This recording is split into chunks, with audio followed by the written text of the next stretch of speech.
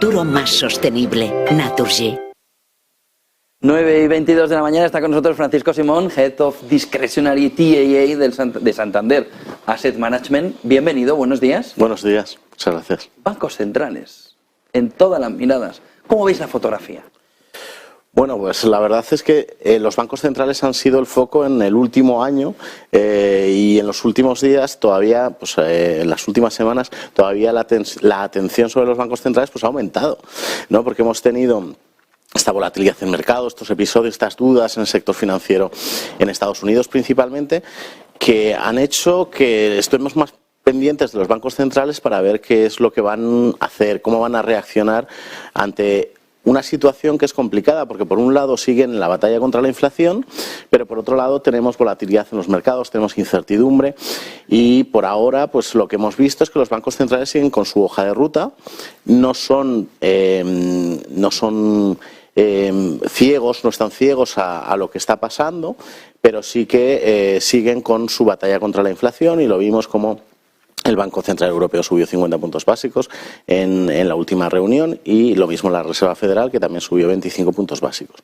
Lo que sí que son conscientes de lo que está pasando y que esto significa un tensionamiento de las condiciones financieras que en sí mismo es como equivalente a una subida de tipos, ¿no? Entonces, probablemente pues lo están metiendo en su ecuación y probablemente implicará pues que no lleguemos a niveles tan altos como los que estábamos viendo pues a principios de marzo, y que los mercados están descontando otra vez unas subidas adicionales en los bancos centrales y eso se ha calmado en los últimos días y probablemente siga así, ¿no? Entonces, bancos centrales están en lo más alto de la lista, ¿no? Para seguir. ¿Nos acerca más a la recesión? Es decir, la crisis bancaria reflejada en esa restricción del consumo, aunque llegue la pausa, ¿nos acerca antes a la recesión? Al final, el tensionamiento de las condiciones financieras, de las condiciones crediticias, es clave para anticipar dónde vamos a ir en la parte de crecimiento, ¿no? Y en unas condiciones financieras mucho más tensas, mucho más estrictas, más restrictivas, lo que hace es que fluya menos crédito a la economía y tiene un efecto tanto a la parte de las empresas, obviamente, la parte de la financiación en todos los proyectos de inversión, como también en los hogares, ¿no? En la financiación, pues tanto para consumo como para inversión residencial. Y tiene un efecto pues claramente importante en la economía, ¿no? Y se va a notar. Y las condiciones financieras actuales sí que están pues en niveles que estarían dando crecimientos en adelante, pues crecimientos negativos o muy bajos, ¿no?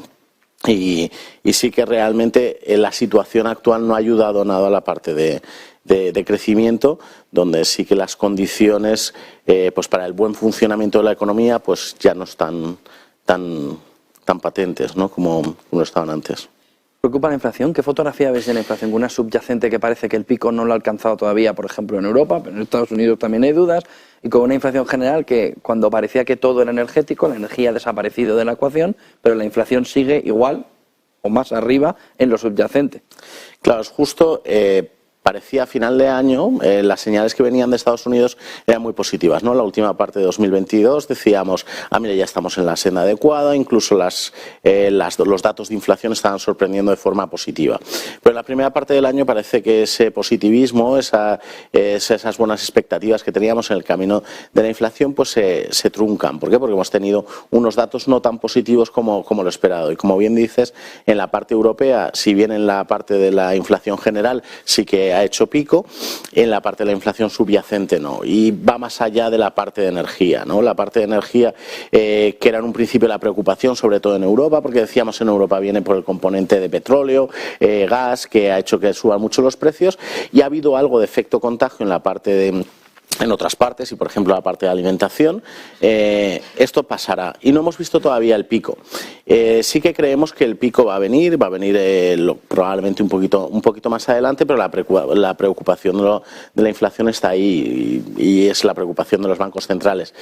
Dicho esto, las condiciones que están poniendo los bancos centrales en términos de tipos de interés y lo que está afectando, como decíamos antes, a las condiciones crediticias, tanto en la zona euro como en la parte de Estados Unidos, esto va a calmar la inflación y esperemos que vaya en el camino de los bancos centrales, pero esto sí, tiene que estar con tipos altos, ¿no?, para conseguir el objetivo de los bancos centrales. Preocupa en el corto plazo, lo estamos siguiendo y monitorizando de forma muy cercana, pero sí que creemos que va a ir en el camino adecuado.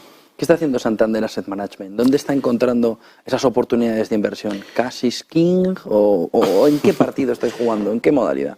Pues mira, frente a 2022, que cash is king, o sea, teníamos gran parte de nuestro dinero en la parte de la asignación táctica de activos en cash, hemos pasado a invertir directamente en la parte de soberanos, tomando más duración. Creemos que los niveles... ¿Cuánto es más duración? Perdona que te interrumpa, Francisco. Nosotros estábamos... ¿Estabais en 2 meses, 3 meses, 5 meses? No, estábamos, el año pasado estábamos muy cortos, estábamos bien por debajo de las referencias. Si teníamos una referencia neutral, estábamos como a mitad de la referencia en el rango, y ahora estamos por encima.